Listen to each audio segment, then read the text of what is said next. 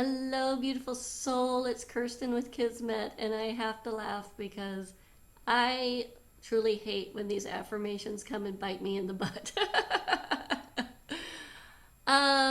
Because it's a gentle reminder to me too that I need to use them and I need to embrace them and that they truly make a difference in your life. When you can shift your thoughts, you can shift your reality. And one of the realities that I've been working on for the past year, and maybe a little bit beyond that, is welcoming more love into my life. And so this week's affirmation, guess what? It's about love, is I am open and accept love in my life. I am open and accept love in my life.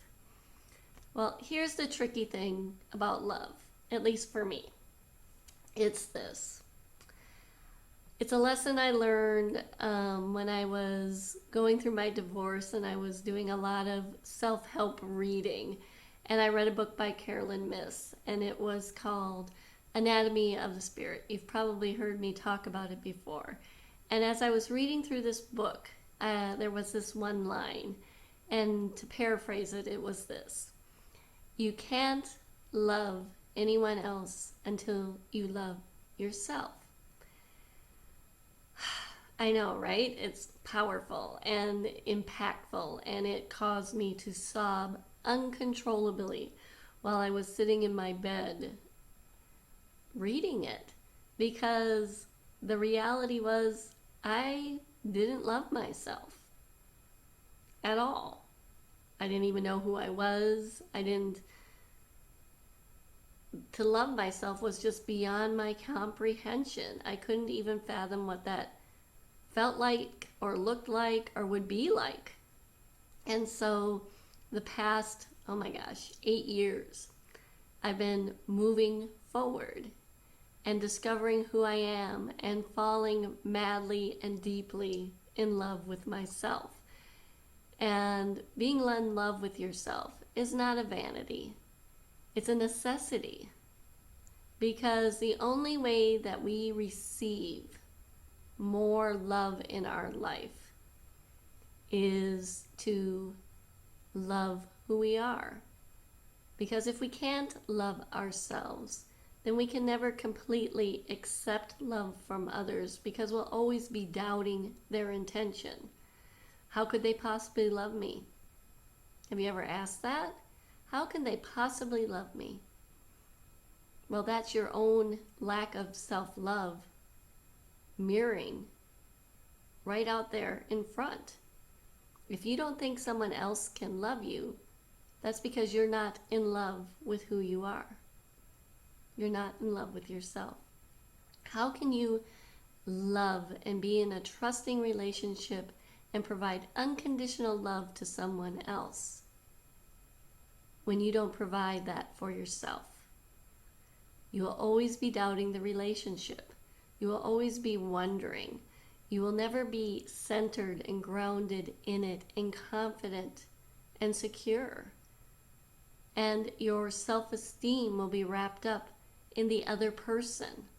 And if they leave, then your self-esteem goes out the door with it. Or him or her, excuse me.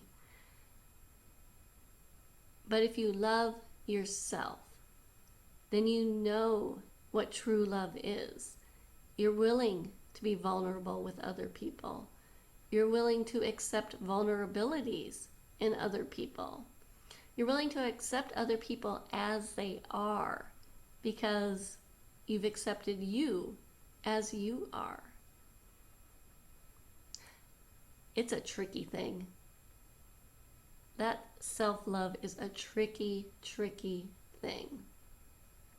And to be open and accept love in your life means that you need to be open and accept yourself in your life. So maybe that's the change we should make to that affirmation. I am open and accept myself. And when you do that, you become open and accepting to love. I know this got really heavy fast, didn't it? Oh my gosh. But it's so important. And as I was going through my story, as I've discovered and fallen in love with myself, and some days I love myself more, and some days I love myself a heck of a lot less, I am also holding the space that someone, a special someone, will love me in the same way. And I do that by solely loving me, because I do love me. But now that I love me, I'm branching out. I'm loving my friends unconditionally, my children unconditionally, my Perry, my little Labradoodle, I love her unconditionally. And every day I try to be open to loving me more and to welcoming love into my life in ways that were unexpected. And it's been a challenge because, like many other people, I've been hurt through love before. And so to move from yes, I love myself, to yes, I'm going to be open with someone else and be vulnerable and trust, and yeah, it's big. It's a big step to be open to vulnerability, to be open to love. Oh, my goodness. This is a big one for a Monday, isn't it? But I'm going to dial it back and just say this. I would encourage you to fall madly and deeply in love with yourself, because that opens the door for being open and attracting more love into your life. And you can start simply by acknowledging one thing that you love about yourself. In fact, put it in the comments below. Share with me one thing you love about yourself. Absolutely love about yourself. I'll go first. I love my hair. Took a long time for me to go natural. It was a big, big step, but I love it. I love the color. I love how it makes me look younger. I love the length. I love the thickness of it. I love my hair. So you can now share with me what's one thing you love about yourself. One thing. It could be how you show up for a friend. It could be the way that your handwriting flows from the pen in the most beautiful cursive script. It could be that you bake the best brownies anyone has ever tasted. Whatever it is, one thing.